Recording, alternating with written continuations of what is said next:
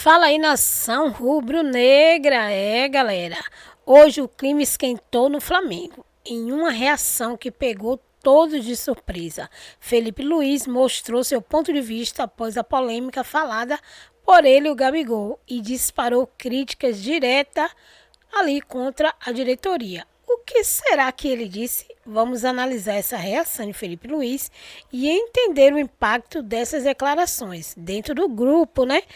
Ali, pós-jogo do Flamengo contra o Atlético, que terminou 0-0, o clima realmente ficou bem agitado. Felipe Luiz então falou em entrevista coletiva ao vivo sobre o esculacho de Gabigol para cima da diretoria. Felipe Luiz não fugiu das perguntas não e revelou sua opinião sobre as fortes declarações de Gabigol. Quer saber o que rolou nessa coletiva?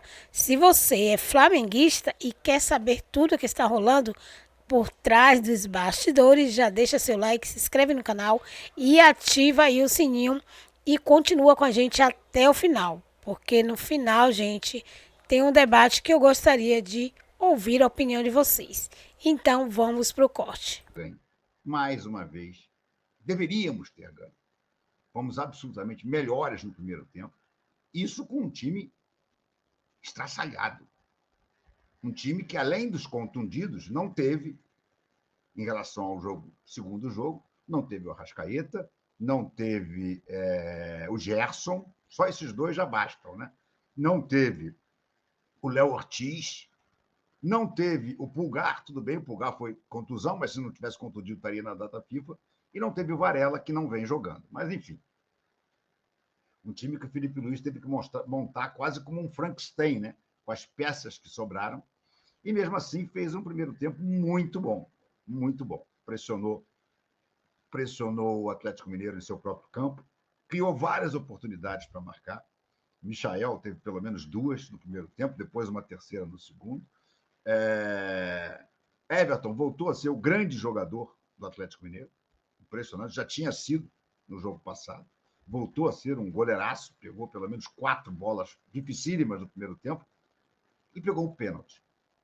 E aí nós entramos no que eu considero o vilão do jogo, nosso querido Davi Luiz, que não dá nem para dizer que ele jogou mal, ele não jogou mal, ele jogou direito. Mas o que ele tinha que fazer de bater aquele pênalti? O Carlos Alcaraz, que é uma promessa, eu continuo a dizer, eu considero o Alcaraz uma promessa, ele não é uma realidade ainda.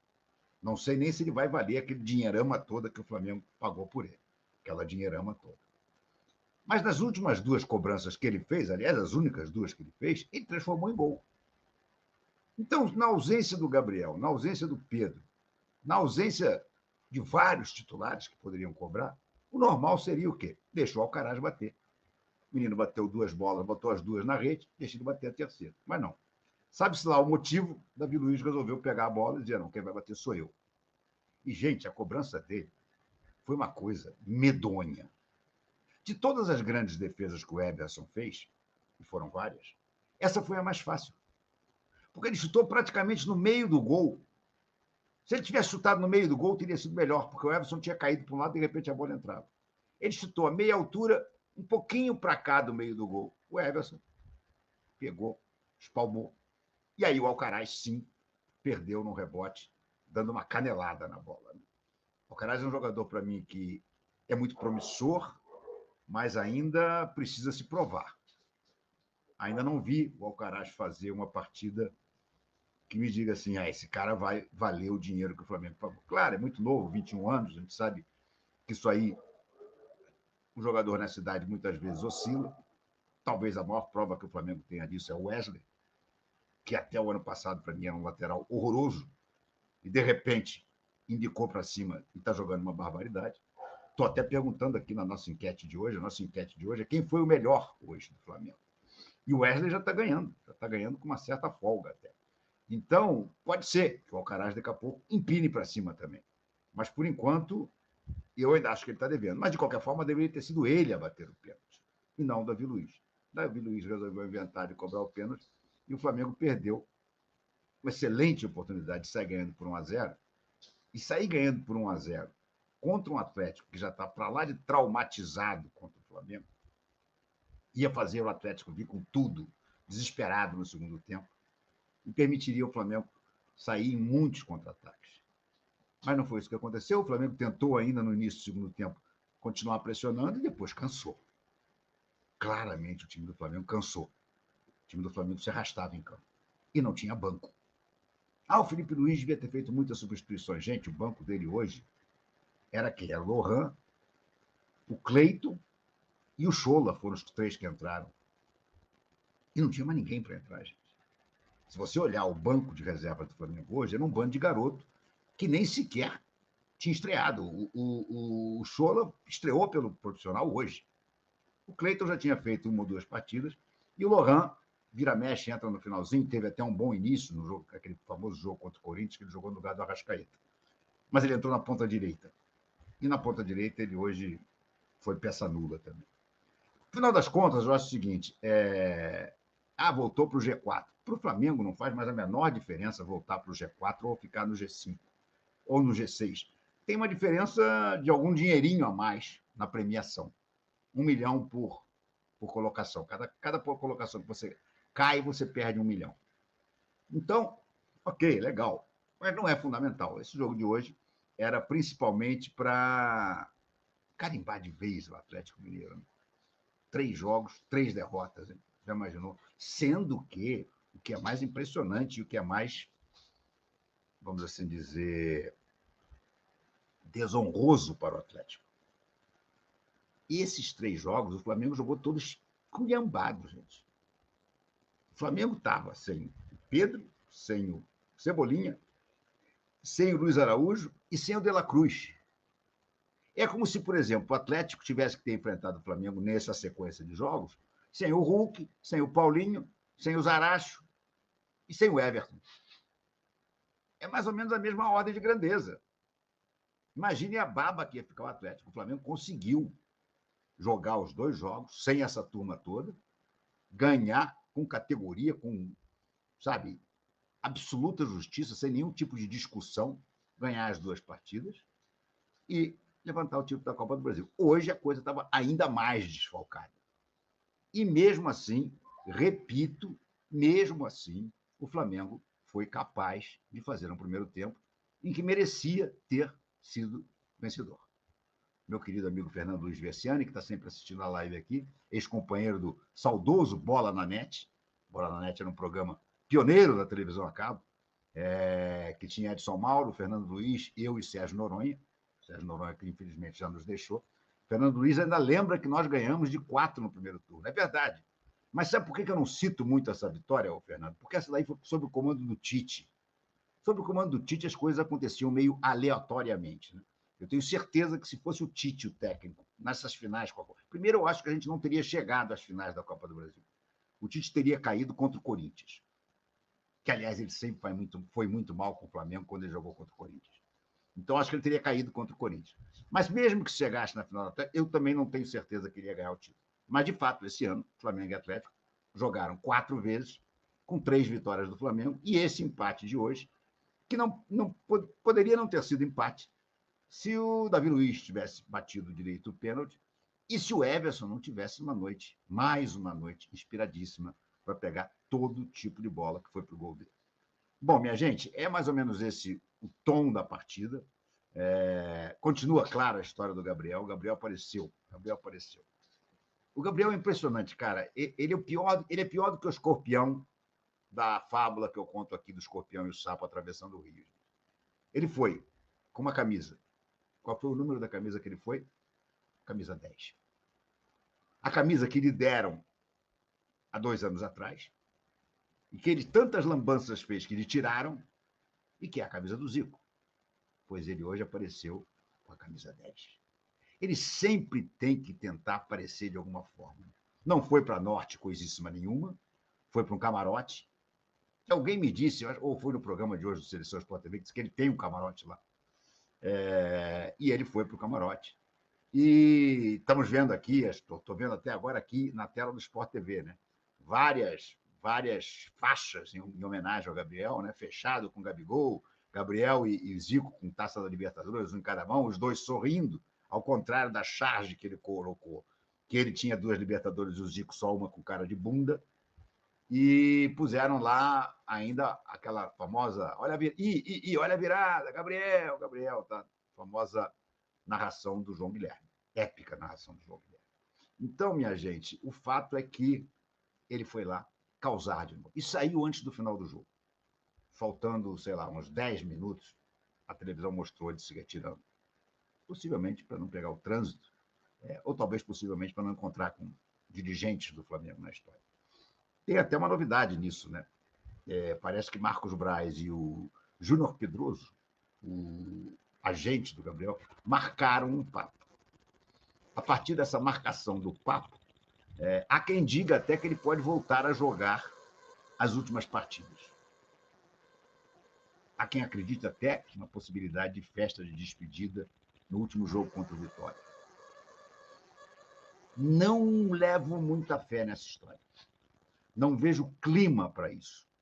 Sinceramente, para mim, o melhor é o Gabriel acertar o distrato dele e simplesmente ir para o Cruzeiro, ir para o Santos e para o diabo que o carregue. Mas não faz mais bem ao Flamengo essa história do Gabriel, essa história continuar, sabe, revirando os bastidores do Flamengo. Aliás, vai causar uma situação incômoda agora na próxima entrevista coletiva do Felipe Luiz. Felipe Luiz vai dar a entrevista coletiva. Antes do jogo, ele foi perguntado e ele disse que ele estava pensando só no Atlético Mineiro, que ele só falaria disso depois da entrevista, na entrevista coletiva. Ele vai falar. Ele vai falar. Vão perguntar, é óbvio. Eu também perguntaria se lá estivesse. E eu quero ver o que ele vai dizer. Vai ficar numa saia justa. Será que o Felipe Luiz vai dizer algo, por exemplo, como, olha, isso aí não tem nada a ver com isso, se for coisa da diretoria? E jogar para o colo da diretoria? Ou será que ele vai confirmar os tais desencontros com o Gabriel no intervalo do jogo? Depois do jogo, mostrei aqui ontem, exaustivamente, como o Felipe fez questão de ir lá abraçá-lo, acarinhá-lo, chamá-lo de meu filho, para tentar jogar água na fervura. Jogou, mas não tanto, né? Porque o Gabriel simplesmente dizem, aí novamente são versões vazadas, muito provavelmente pelo Marcos Braz, que ele vazou para vários jornalistas disso, de que o Gabriel teria chamado ele de Guardiola, projetos de Guardiola, e que não tem, que teria se recusado até a ir lá jogar a água gelada na cabeça dele na entrevista coletiva, enfim. Isso tudo eu acho que o Felipe será obrigado a falar hoje. Uma situação desagradável para o Felipe, que no fundo não tem culpa nenhuma disso, mas é algo que nós vamos ter que assistir e ver. Tá bom? Eu vou rodar aqui, ainda não está inscrito no meu canal, né, gente? Falando sério, se você não se inscrever, pelo contrário, os motivos são para você se inscrever, que é de graça, e ativar o sininho. E claro, deixar o seu like, que isso tudo ajuda e ajuda muito o canal. Vamos então começar a conversar com vocês aqui. Já temos 13 superchats. A coisa hoje já está embrasada, hein? Leonardo Freitas diz, boa noite, AMP. Está faltando o time treinar finalizações. Não pode perder tantas chances criadas. Poderia ter feito falta na final da Copa do Brasil. Verdade. Mas isso é um problema que o Felipe Luiz vai ter que trabalhar, muito provavelmente, para o ano que vem. Você não consegue, no meio de uma temporada, claro que você vai treinar, mas você não consegue corrigir.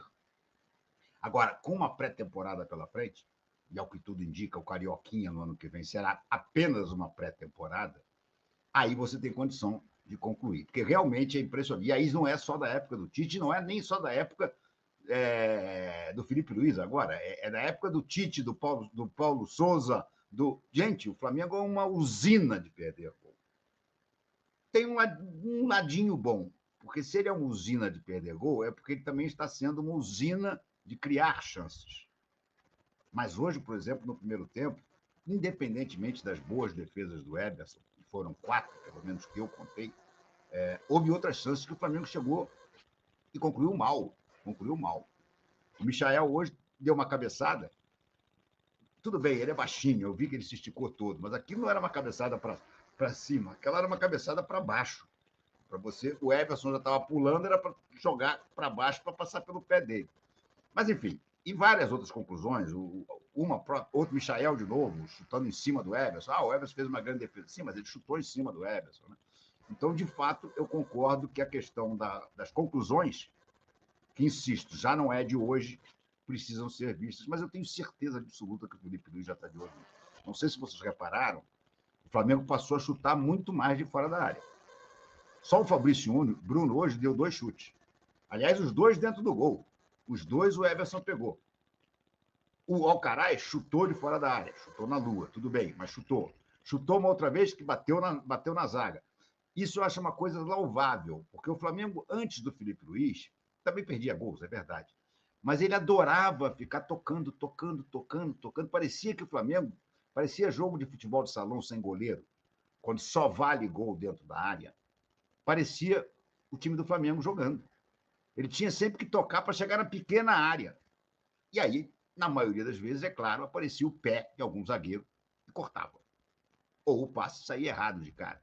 Então, hoje eu vi o Flamengo tentar muitas vezes chutar de fora da área, que é uma coisa que o Flamengo precisa fazer. O Flamengo precisa, mas o Flamengo precisa aprimorar também. Não basta sair dando porrada para a direção do gol e a maioria delas indo para a lua, né? Mas tem que treinar, concordo com você. É algo para o Felipe Luiz ter na cartela dele, eu tenho certeza que ele tem uma cartela de coisas a aprimorar. Eu tenho certeza que um dos itens importantes lá é a conclusão ao gol. Olha aqui o Thiago Nunes diz assim, RMP, fico pensando no sofrimento do Bandeira com Landim e Bap atrapalhando a gestão dele. E essa história do Gabi contada pela diretoria. Fede, Gabi ídolo. Olha, eu acho que o Gabi foi um baita ídolo do Flamengo. Acho que isso aí não se discute. Nem os haters dele vão discordar. Mas o Gabi também está errando muito. Desde que ele fez o gol da sua segunda Libertadores contra o Atlético Paranaense, saludo. Ele está errando e está errando muito, gente. É muita pisada de bola. É a charge do Zico. É a recusa a fazer o exame antidoping. Aliás, Cruzeiro, Santos, seja lá quem for contratado, precisa lembrar disso, hein? Precisa botar uma cláusula dizendo, olha, se for suspenso por um tempo longo, o contrato está suspenso também. Porque senão vão acabar com o Flamengo, que pagou, acho que foram 90 dias, né, que o Gabigol ficou fora, e o Flamengo pagando normalmente o salário dele. Então, isso é um problema. Então, foi muita merda que o Gabi fez, cara. Muita merda. E aquela coisa, repito, continuo a dizer, de anunciar a despedida no dia da final, no dia que ganhou a final, no dia que seria de festa do Flamengo, eu achei de uma infelicidade gigantesca. Só para vocês terem uma ideia, o Flamengo foi campeão no domingo, e de domingo para cá, praticamente só se fala das fofocas do Gabriel. Pouco se badalou e se curtiu o título da Copa do Brasil. Porque o Gabriel dominou o noticiário. É o que ele quer. Mas ele quer porque ele é muito egoísta. Ele é muito egocêntrico. Um ídolo não pode ser assim. O ídolo tem que pensar no clube. E o Gabriel, a primeira e única coisa que ele pensa é nele mesmo.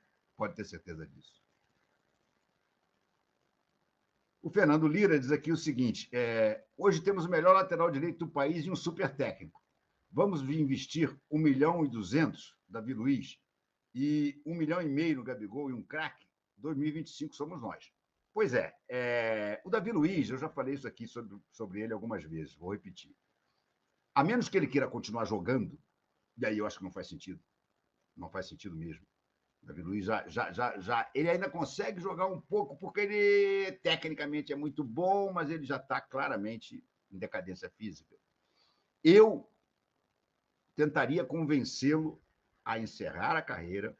O Flamengo faz um belo jogo de despedida para ele e entrega a ele um cargo importante no departamento de futebol. Ele é uma figura importante para os garotos, até para os jogadores adultos, mas que são um pouco desajustados, como foi o caso do Michael, como era o caso do Rodinei. Todos eles falam maravilhas do Davi Luiz. Porque o Davi Luiz foi o cara que conseguiu centrar um pouco a cabeça deles. Então, eu manteria o Davi Luiz no departamento de futebol. Agora, se o Davi Luiz, por exemplo, dizem que ele vai ter uma proposta do Corinthians, vai para lá para ficar com o salário atrasado, Davi, é isso? Enfim. Se ele quiser continuar jogando, aí eu concordo que não faz sentido. Não faz sentido, sabe? Flamengo já tem Fabrício Bruno, tem Léo Ortiz, tem Léo Pereira e tem o Cleiton, que é um garoto super promissor. Não tem sentido ficar com o Davi Luiz. Ah, mas o Fabrício Bruno pode ser vendido por Rennes. Se o Fabrício Bruno for vendido por Rennes, vai atrás de outro zagueiro, o zagueiro mais jovem. E não o Davi Luiz, que está chegando nos 40 já, gente. Não faz sentido. E o Gabriel, para mim, é página passada. Gabriel, para mim, é página passada. Ah, o Felipe Luiz está começando a falar. Deixa eu pegar aqui a coletiva dele para não perder. Só um minutinho aqui, gente. Aliás, eu estou tão interessado nesse papo dele que eu sou capaz até de inverter um pouco a coisa e botar primeiro a coletiva do Felipe Luiz. Ele já começou a falar, mas eu acho que dá para a gente botar desde o início, né? Sempre dá. Deixa eu ver se a Arena Web já está aqui com ele.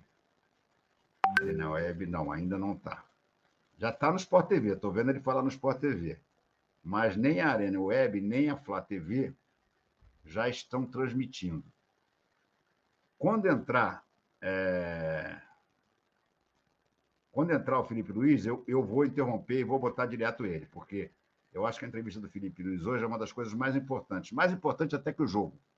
Acho que esse joguinho de hoje é bem meia boca, né? Mas ainda não está. Estou vendo ele aqui na televisão no Sport TV, mas não está. Vou ficar de olho. João José. O Fla é incompetente para vazar o Everton. Não, nem tanto, né? Ele fez 4 gols no Everton, né? Ou ele é muito bom mesmo? Se contra o Botafogo o Everton jogar assim, o Galo vai ser campeão. Não sei.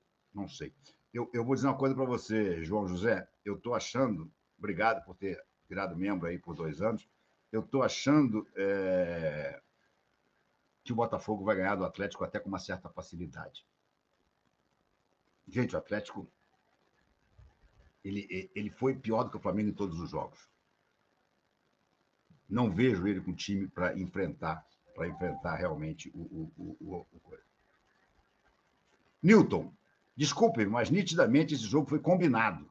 Nenhum titular jogou bem. O Felipe Luiz entregou a bola para o goleiro. Quase os garotos estragam o combinado. Não, gente. Ô, Newton, não existe isso. Bota na tua cabeça o seguinte: não existe isso de combinado. Não existe isso de combinado no futebol profissional. Esse jogo para o Atlético Mineiro era importantíssimo.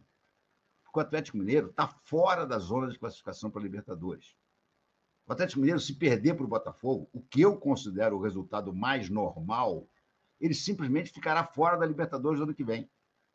Vai ser uma campanha extremamente atípica. O professor Felipe Luiz vai dar um pronunciamento sobre o atleta Gabriel Barbosa e, na sequência, a gente abre para as perguntas sobre o título da Copa do Brasil, o jogo, o que vocês quiserem perguntar. À vontade, professor. Coisa escrota, né? Já começou mal, por causa do departamento de comunicação. Ou seja, o Felipe Luiz não vai responder a pergunta sobre o Gabriel. Ele vai apenas fazer um pronunciamento. E depois vai abrir para perguntas para ele falar sobre o jogo. Gente, que coisa absurda, pelo amor de Deus. Boa noite, pessoal. Como sei que estão todos esperando, né, que eu fale sobre esse assunto, e primeiro dizer que me entristece profundamente ter que falar de um assunto desses depois de ser campeão da Copa do Brasil. Mas sou extremamente grato a essa diretoria por ter confiado em mim em 2019, por ter acreditado em mim, por ter me colocado aqui. Sou extremamente grato ao Gabriel e por tudo que ele fez pelo clube e por mim. E o que eu posso dizer para vocês é que sobre o afastamento do Gabriel foi que, devido a um episódio ocorrido na final, eu fui comunicado pelo vice-presidente Marcos Braz de que ele não seria relacionado para esse jogo e para os próximos jogos até segunda ordem. E esse é um assunto total do Marcos Braz e ele vai explicar para vocês no momento que ele achar oportuno. Mas é um assunto do Marcos Braz e é isso. Esse é o meu pronunciamento sobre esse assunto que, como eu falei, me entristece profundamente porque gostaria muito de que não sujasse o título maravilhoso e incrível que esse grupo conquistou por nenhuma um motivo extracampo. Então, espero que esse assunto se resolva o antes possível, porque todos os torcedores merecem que o Flamengo sempre esteja bem. Bom, vamos lá. Primeiro, eu acho uma sacanagem o que fizeram. Porque o que todo mundo quer saber? Felipe, de fato, o Gabriel te desautorizou ao ser substituído pelo Bruno Henrique? De fato, ele andava te chamando de Guardiola? Porque essas versões todas, eu insisto, foram dadas pelo Marcos Braz para os jornalistas. O Marcos Braz entrou em contato com todos os jornalistas que dão trela a ele. Comigo não entrou porque eu não dou trela a ele mais. Mas e passou isso e todo mundo publicou. E aí, obviamente, viralizou e todo mundo comentou, inclusive eu. Mas eu insisto nisso. Isso é a versão do Marcos Braz. Claro que o Gabriel tem culpa nessa história. Deixa eu até botar aqui um pouco mais dividido aqui. Não é aqui. Espera aí. O Gabriel tem culpa nessa história. Mas eu queria ouvir o Felipe dizer o que ele viu, o que ele sentiu e o que ele acha que deveria ter sido feito. O que fizeram nessa entrevista, então, foi manietar o Felipe Luiz. Manietaram o Felipe Luiz. Claro que ele já deixou uma certa insatisfação, vamos assim dizer, subliminar, da atitude do Gabriel de anunciar que ia abandonar o Flamengo e tudo, porque foi a partir daí que, justamente, o foco, que estava todo na grande conquista da Copa do Brasil, se virou para o lado do Gabriel. Ele disse, eu gostaria que isso não tivesse acontecido. Mas, porra, é um absurdo, é uma sacanagem a diretoria do Flamengo não deixar o Felipe Luiz reclamar. Mas sabe por que não deve deixar? Porque provavelmente, conhecendo o Marcos Braz, como eu conheço, provavelmente muitas daquelas histórias são mentirosas. E aí, se perguntarem ao Felipe Luiz se aconteceu isso com o Gabriel e com ele vai ser obrigado a dizer não, isso não aconteceu. E aí o Marcos Braz fica com cara de quê? Com cara de bunda. Bunda suja. Lamentável o que a diretoria do Flamengo e seu setor de comunicação impuseram ao Felipe Luiz. Boa noite, Felipe. Felipe, queria te perguntar da partida de hoje. Imagino, pelo teu espírito, da tua época de jogador e agora de treinador, imagino que você tenha saído muito frustrado com esse resultado, porque o Flamengo criou demais, teve muito próximo da vitória. Mais uma vez, o Everson teve uma grande atuação e, com todo respeito à recomendação, queria saber se você poderia falar mais sobre o assunto. Se não puder, eu entendo, mas eu tinha que tentar no meu papel. Tá? Obrigado. Sobre o jogo... Tinha que tentar, já dizendo que não precisa falar. Foi um jogaço do meu time, foi um jogaço, onde eu saí extremamente satisfeito. Por quê? Porque eu, no meu modelo de jogo, eu criei um modelo de jogo onde o torcedor se sinta representado, que é pressionar alto, que é atacar em todo momento, que é um time vertical, que tenha chances de gol, que jogue tentando sempre buscar o gol. E eu vi o meu modelo de jogo sendo representado no campo hoje pelos jogadores que treinaram pouquíssimo juntos, esse time nunca tinha jogado junto, e entenderam perfeitamente tudo que eu queria, fizeram um jogão, assim, um jogo extraordinário, fizemos muitas chances de gol para fazer o gol, infelizmente a bola não entrou, e o futebol é assim. Ok? Felipe, boa noite. Primeiro tempo, né, Felipe? Você. O segundo, o time cansou. O que é compreensível também. E foi no primeiro tempo. Boa noite. Pedro Fragoso, Jornal Globo. Eu não tive em Minas no domingo, então parabéns pela conquista de mais um título aí na sua carreira. Felipe, eu queria te fazer uma pergunta sobre você. Ao longo desse tempo que, enfim, desde outubro, quando você está no futebol profissional do Flamengo, e no Sub-17, no Sub-20, quando você estava na base também, você falou muito de como você se preparou para estar onde você está, no que diz respeito ao aspecto tático, ao campo e bola. Mas eu queria te perguntar sobre como você se preparou para viver esses momentos do futebol também, esses momentos de, enfim, de polêmicas extracampo, esses momentos de algumas questões que você tem que resolver com as diretorias, que são essas questões internas. Como é que você se preparou para viver esse tipo de momento assim? Primeiro porque eu tive muitas experiências e convivências com polêmicas como jogador, com companheiros, até mesmo eu, em alguns determinados momentos. E essa experiência me leva a ter um rumo, um norte. Mas a liderança que eu tenho é uma liderança natural, né? Sou como eu sou, eu não sou um ator, eu sou como eu sou. E não, isso não se prepara, isso se é. Só isso. Ele está nitidamente incomodado, né? Você vê que ele está tentando responder as coisas com a franqueza de sempre, mas de uma maneira curta. Ele não está querendo deixar margem para que, eventualmente, escorregue alguma coisa que possa voltar ao assunto Gabriel, né? Que possa ser entendida como uma alusão ao assunto Gabriel. Você vê que, como é que você se preparou para esse tipo de coisa? Ele já deu uma resposta sucinta. Boa noite, Raíza Simplício da Gol Brasil.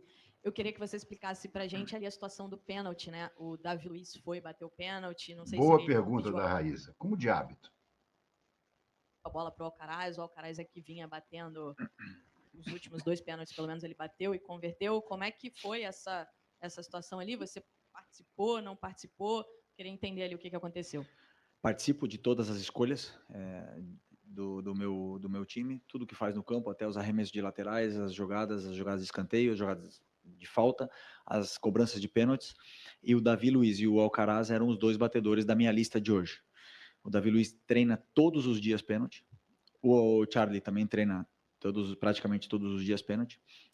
O Davi tem uma média de acerto incrível.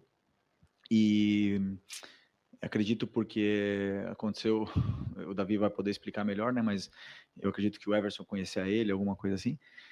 Ele acabou perdendo o pênalti, mas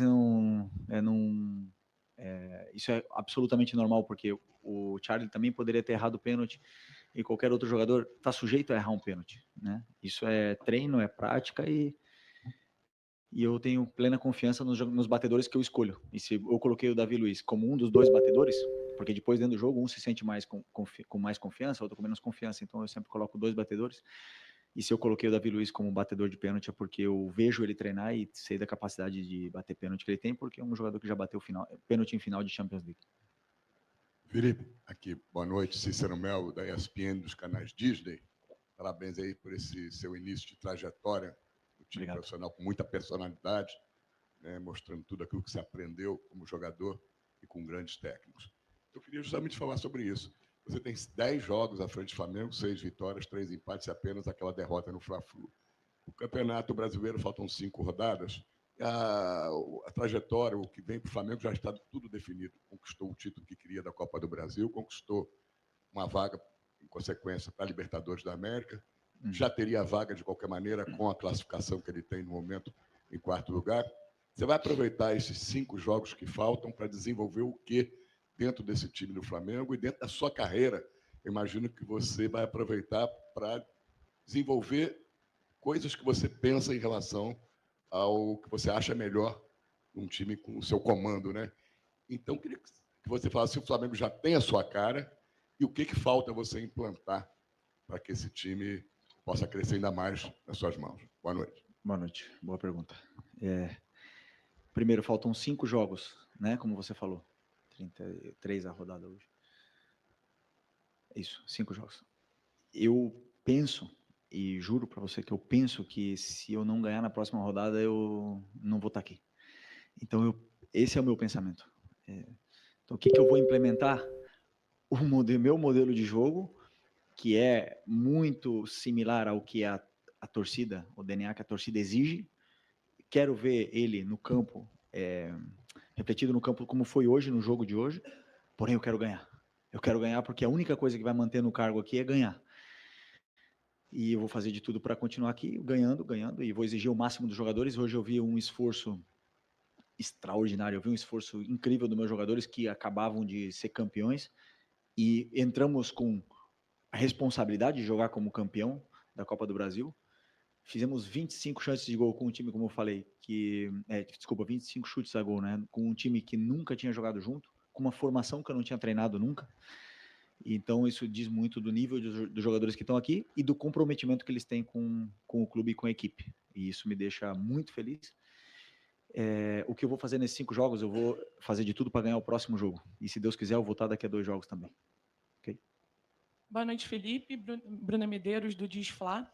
Hoje você escolheu iniciar com essa formação que você acabou de citar, que você não tinha treinado, 3 zagueiros e, pelo menos na minha avaliação, o time foi muito seguro defensivamente e também conseguiu criação de oportunidades, apesar de não ter feito gol.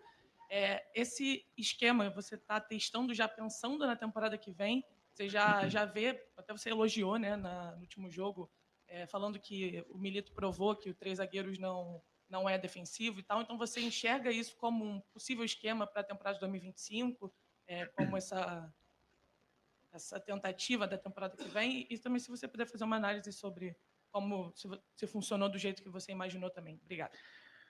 Eu acredito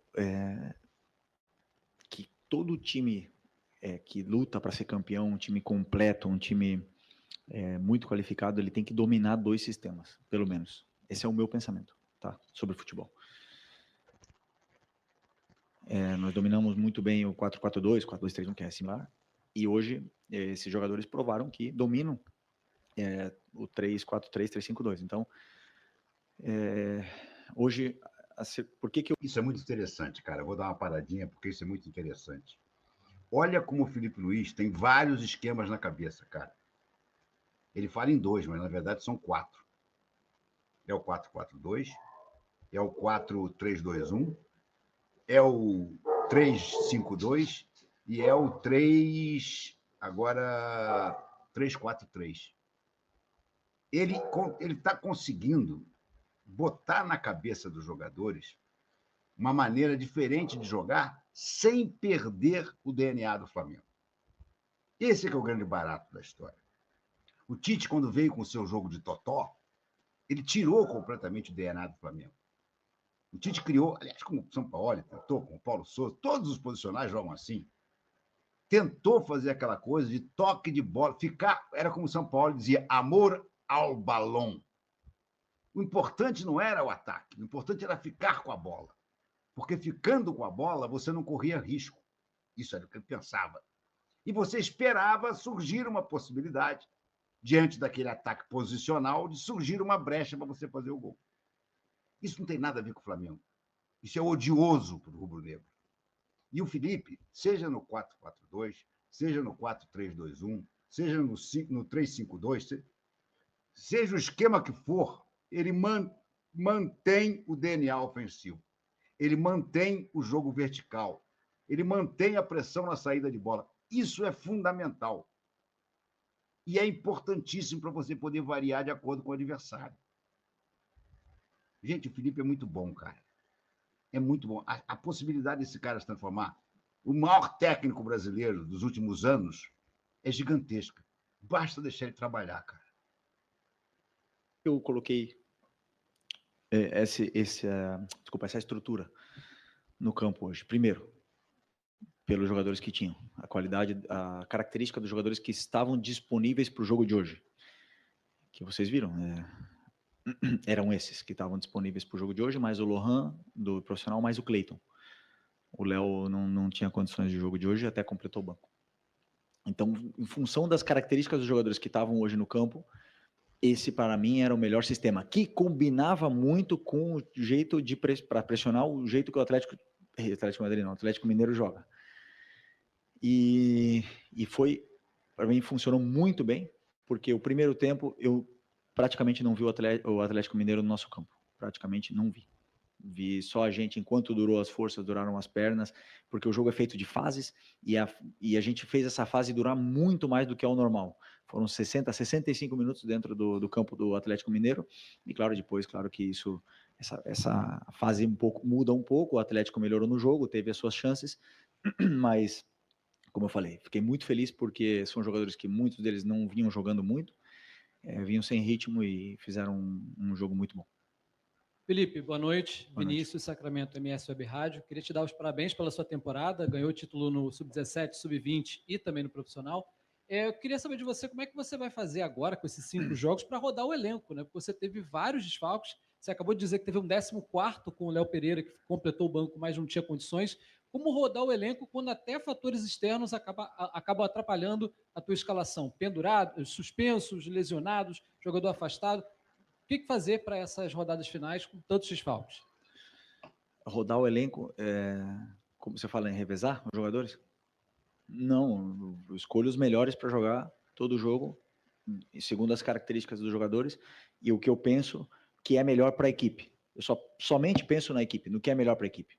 E às vezes, como já falei outras vezes, é melhor uma característica de um zagueiro que outro, de um lateral ou outro, e eu penso no que é melhor para a equipe. É a única coisa que eu penso. Sobre os desfalques, não importa o número de desfalques que temos, o time que entrou hoje no campo é um time, só posso elogiar, um time grande, gigantesco, jogadores espetaculares que entraram no campo. Eu não tenho desculpa nenhuma para dizer,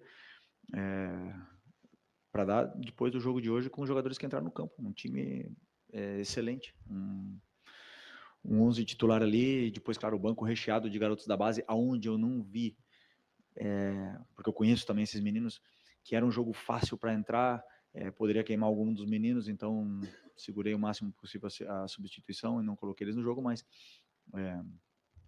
com o elenco que eu tenho, não posso dar desculpa. Estou muito bem servido. Aqui é Felipe, boa noite. Boa Marcos noite. Martinho, do canal da KSRN. E Felipe, você participou no ano de 2022, né, de uma temporada e terminou com 2 conquistas históricas para o Flamengo. Porém, após essas 2 conquistas, o Flamengo acabou acumulando uma sequência negativa de resultados que acabaram ocasionando uma certa preocupação com a torcida. E na atual temporada, essa preocupação acabou sendo compartilhada também, com um possível declínio, uma possível desmobilização da equipe após a conquista da Copa do Brasil, né? Pelo desempenho da equipe, visivelmente, isso não aconteceu. Te preocupou esse processo de desmobilização que poderia acontecer após um título como foi o conquistado contigo? Sinceramente, não. Desculpa, sinceramente, não. Eu conheço meus jogadores, eu vejo como eles treinam, isso é o primeiro. Depois eu vejo a ambição que eles têm. E como eu falei para vocês, eu tô com o meu cargo em jogo todas as rodadas. Eu penso isso, que eu vou ser demitido cada vez que eu perder o jogo. Então, eu vivo em estado de alerta constantemente. E quem não está no mesmo estado de alerta que eu, provavelmente não vai jogar. E eu vejo os jogadores querendo, os jogadores com ambição, os jogadores no mesmo estado de alerta que eu. Então, isso me deixou muito tranquilo no treino de ontem, por exemplo, quando eu vi eles treinando. Eu falei, eu estou muito bem servido, eu não tenho dúvida sobre o meu time, não tenho dúvida sobre a minha escalação, não tenho dúvida nenhuma, porque eu vi os jogadores treinando e querendo ganhar o jogo, além de carregar uma responsabilidade de jogar como campeão da Copa do Brasil. E todos os outros times vêm para vencer o campeão, e isso aí que nos motiva também cada vez mais. Como eu falei, a minha fome e ambição não param. Boa noite, Felipe. Boa noite. Bruno Castanha. Você falou do Flamengo um domínio, né, amplo, 65 minutos. Você espelhou, né, a tua formação hoje com o time do Atlético, mas você esperava, vindo dos outros 2 jogos da Copa do Brasil, essa falta, né, de espaço, ou hoje não está no mano a mano, ter cobertura, já que você botou Michael e Bruno Henrique por dentro para tentar atacar aquele espaço que na Copa do Brasil tinha muito e hoje faltou? Obrigado. Eu não entendi bem o contexto. Você acha que você se surpreendeu com a mudança do Atlético Mineiro, a questão de um pouco mais baixo, e hoje não está no mano a mano o tempo todo, como teve nos dois últimos jogos? Não, o Atlético Mineiro não veio completamente no mano a mano no primeiro jogo da final, eles deixaram uma sobra, e hoje foi a mesma coisa. Eu esperava que eles fossem vir assim, com uma sobra também, até mesmo pelos jogadores rápidos que a gente tinha na frente. Tínhamos Wesley, Ayrton Lucas, Michael e Bruno Henrique. Então, vir pressionar mano a mano no Maracanã com esses jogadores rápidos era um risco muito grande. Eu não esperava que eles viessem assim. E conseguimos, com esse tipo de jogador super perigoso, pressionante, que o Michael, o Bruno não pararam, e o Charlie, o Matheus, todos eles não pararam de pressionar os 90 minutos. Conseguimos impor o nosso ritmo, impor o volume de jogo que queríamos, sermos protagonistas do jogo, e somente faltou o gol. Então, eu não surpreendi, porém a formação e as peças, as características dos jogadores que foram a campo levaram com que o time tivesse esse domínio, na minha opinião, avassalador no primeiro tempo e parte do segundo. Aqui, boa noite, Felipe, Vinícius, canal Vini Rubro Negro, parabéns pelo título da Copa do Brasil. Falando um pouco do seu esquema hoje, acho que algo que muitos imaginaram, por ser um esquema com 3 zagueiros, com 3 zagueiros, era que o Ayrton Lucas, por exemplo, poderia se destacar um pouco mais, né? Ele que em 2023 viveu ótimos momentos com esse tipo de formação, né? Onde ele é um atleta que aparece muito ofensivamente, mas saiu até vaiado, acho que deixou um pouco a desejar nesse sentido. Queria saber que avaliação você teve da partida dele e como você vê esse momento do Ayrton Lucas e o que ele precisa para retomar a boa fase.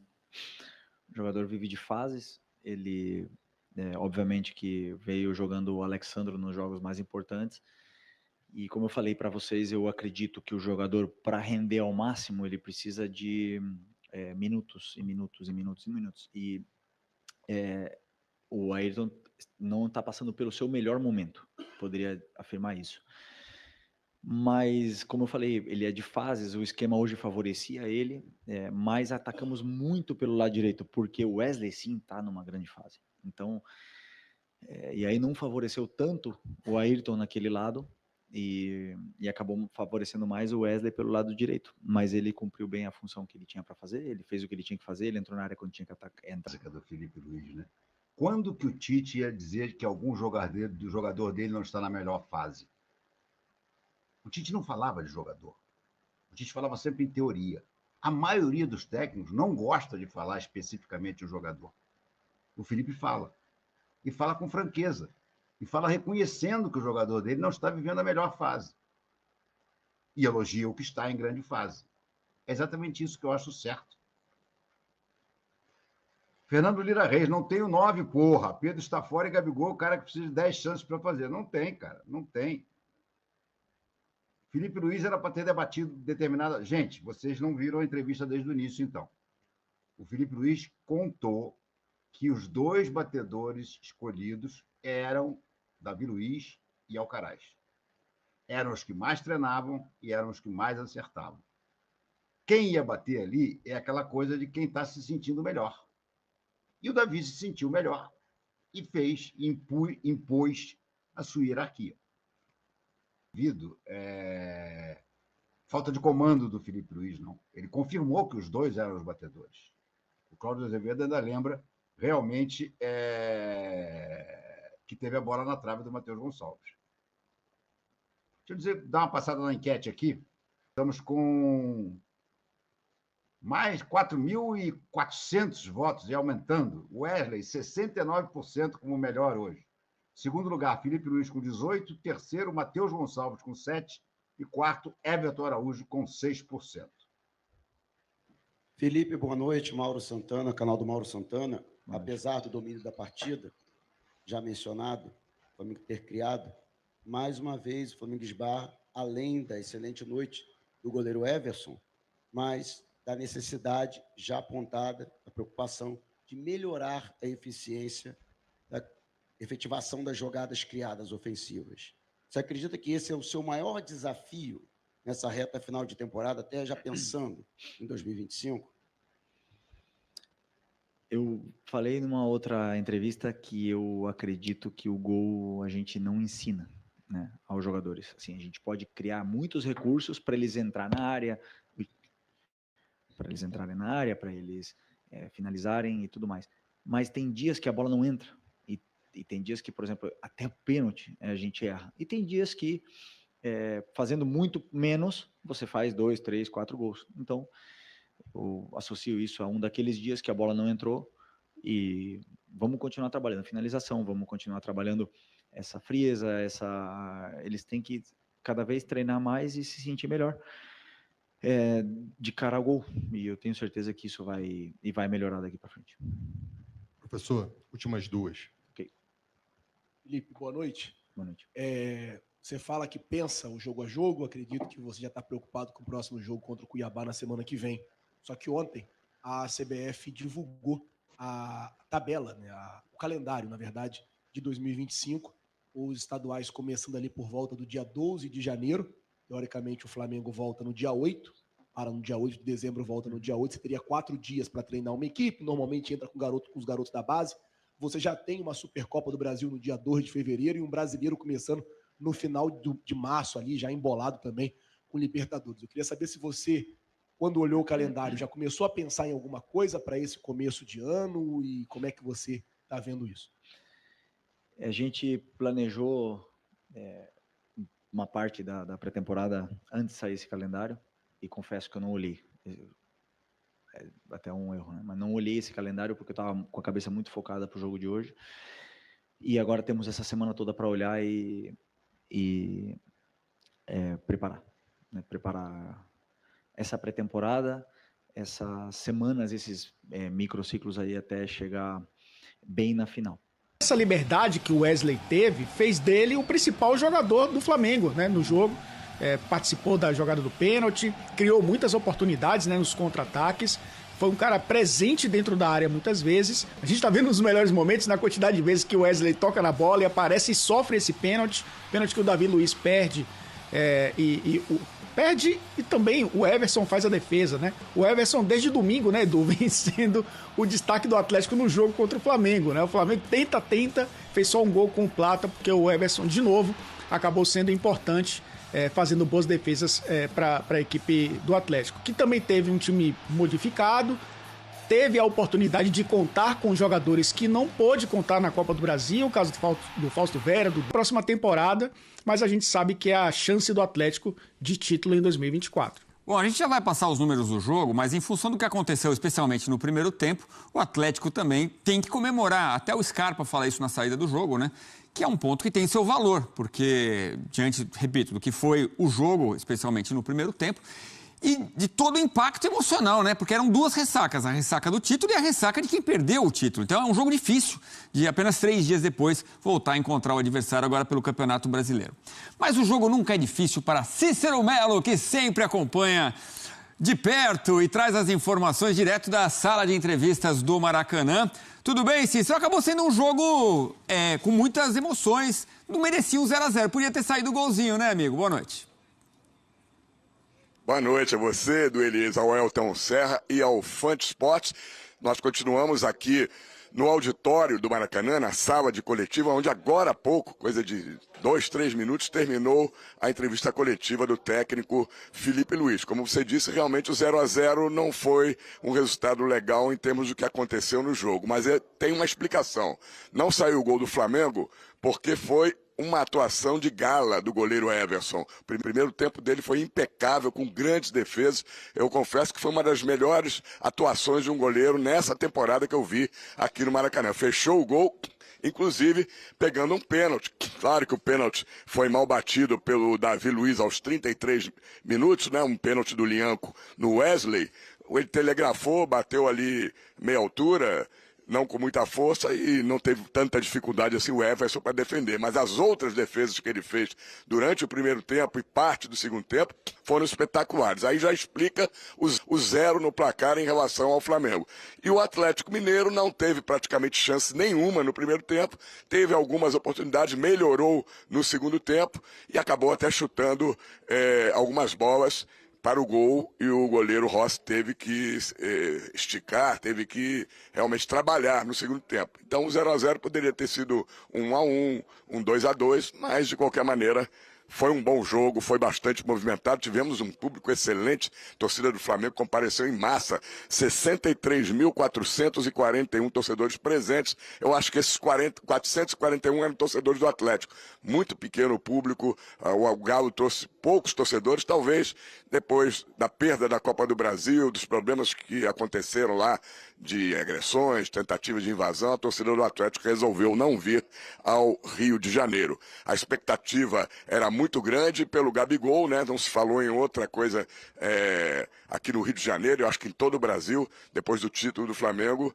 nessa saída do Gabigol que ele mesmo anunciou. O Flamengo então resolveu retirar o Gabigol desse jogo para o time ter tranquilidade. O Flamengo botou numa nota oficial ontem dizendo que estava retirando o Gabigol para que o time tivesse tranquilidade, o Felipe Luiz, para trabalhar. Antes de a gente falar um pouco mais aí da situação dos dois times, já que estamos falando do Gabigol, Vamos ouvir, então, antes da coletiva, a assessoria de imprensa do Flamengo informou a todos os repórteres que estavam aqui que na chegada do Felipe Luiz, ele ia fazer um pronunciamento sobre o Gabigol e depois não ia mais falar sobre o assunto, que os repórteres não perguntassem sobre o Gabigol, o que eu acho errado. Eu acho que o repórter tem que perguntar o que ele quiser. Mas foi assim que o Flamengo decidiu e vamos ouvir então o que o Felipe Luiz falou a respeito, e falou muito pouco, não acrescentou quase nada ao que já se sabia em relação ao Gabigol.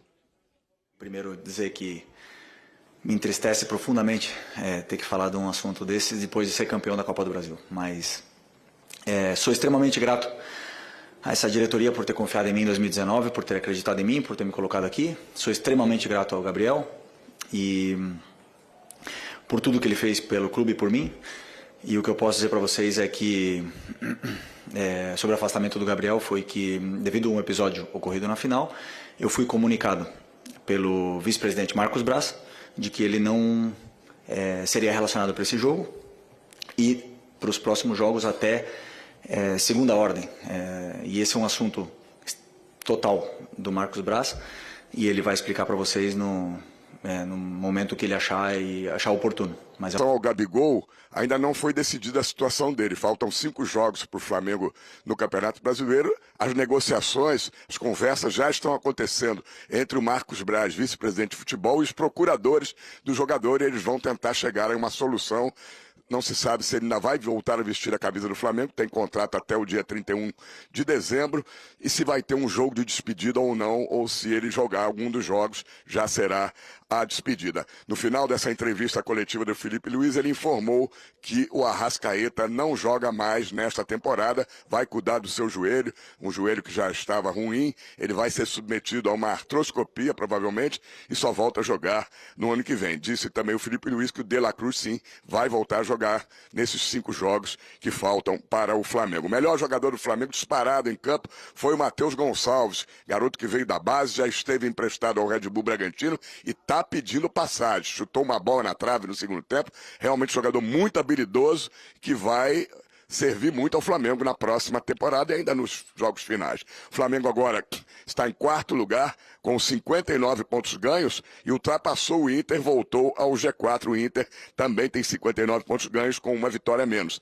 17 contra 16 do Flamengo. O Atlético Mineiro ganhou uma posição, está em 10º lugar, com 42 pontos ganhos, ultrapassou o Corinthians, mas continua na briga por uma vaga para a Libertadores da América. Se hoje o campeonato terminasse e o Atlético não vencer o Botafogo na final da Libertadores, ele não estaria na Libertadores da América do ano que vem. 4 confrontos, 3 vitórias do Flamengo, e esse empate o Atlético não conseguiu vencer o Flamengo esse ano. O Atlético já não vence há 6 jogos no Campeonato Brasileiro, 3 derrotas e 3 empates. E o Felipe Luiz, 10 jogos à frente do Flamengo, 6 vitórias, 3 empates, apenas uma derrota no Fla-Flu, e os próximos jogos para a gente terminar. 34ª rodada do Campeonato Brasileiro, dia 20 de novembro, uma quarta-feira, depois da data FIFA, o Flamengo volta a jogar em Cuiabá, Arena Pantanal, 7 da noite contra o Cuiabá. E o Atlético Mineiro, no mesmo dia, 9h30 da noite, estádio indefinido, já que o STJD ele acabou interditando a Arena MRV.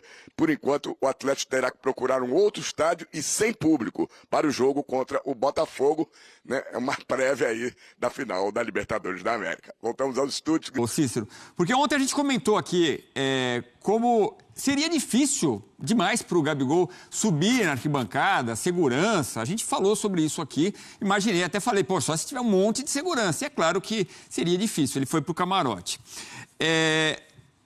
A gente até viu as faixas, né? São 3 faixas principais ali que a gente até mostrou. De repente a gente até pode mostrar novamente. Uma faz alusão à virada contra o River Plate em 2019, na final da Libertadores. A outra ele está junto com o Zico, levantando a taça da Libertadores. Na outra, o gesto característico dele quando faz os gols, mostrando o muque. 2 perguntas, Cícero, para arredondar. Eu, vendo ele em campo, acho que o afastamento é estranho, porque como ele está em campo se está afastado? Mas eu não vejo muita chance de um jogo despedida para ele, com essa relação que ele está com a diretoria. Você vê como possível esse jogo de despedida? E outra, para além dessas faixas aí, teve uma manifestação geral do estádio gritando o nome do Gabigol ou não? Primeiramente, quando o Flamengo conquistou o título da Copa do Brasil e eu acompanhei a comemoração do título lá no Baixo Gávea, os torcedores estavam idolatrando o Gabigol e agradecendo a tudo que ele fez pelo Flamengo. Foi um sentimento de gratidão do jogo. Eu fiz também um Povo Fala, torcedores do Flamengo antes do jogo, e todos que eu ouvi foram unânimes em dizer que já acabou o tempo dele. Agora acho que o torcedor do Flamengo não está mais anestesiado.